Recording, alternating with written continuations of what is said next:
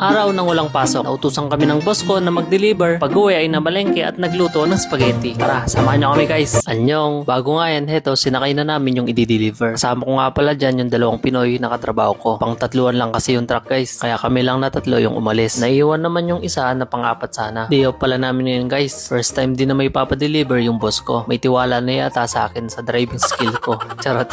Ito nga pala si Mako at si Ryan. Sila yung kasama ko ngayon guys. Base nga sa map, 40 kilometers yung biyahe namin. Maganda nga yung panahon ngayon. Hindi masyadong mainit pero medyo malamig. Bali pupunta pala kami dun sa resto nila. Yung dala nga pala namin ay gawa ng company guys. Sobrang tagal na. Hindi na kinuha ng nagpagawa. Pagtapos nga ng halos isang oras ay nakarating na kami. Dito nga ay binaba na namin. Bali dalawang set ng locker pala yan. Pag kasi ganito madalas pinamimigay lang ng boss ko. O kaya naman kami lang sa company ang gumagamit. Pagtapos may babae pinakain muna kami. Ang babait pala ng mga staff nila dito guys. Sila pala yung kasama ko nung nagpatulong yung boss ko dito. Habang nakain nga kami, dumating yung boss ko. Kasama niya din yung asawa niya na siya mismo ang nagpapalakad ng resto nila. Ito nga pala yung pinakain sa amin. Pagtapos nga namin kumain, sinetap na namin yung dala naming stalker. Dito sa labas, sa likod namin inilagay. Paglalagyan daw nila ng mga gamit at yung mga debote nila. Tulad ng beer at soju. Medyo nahirapan nga kami dyan kasi hindi pantay ang flooring. Nung matapos na nga kami, ay umuwi na din. Sabi nga ng kasama ko, parang nagpunta lang kami doon para kumain.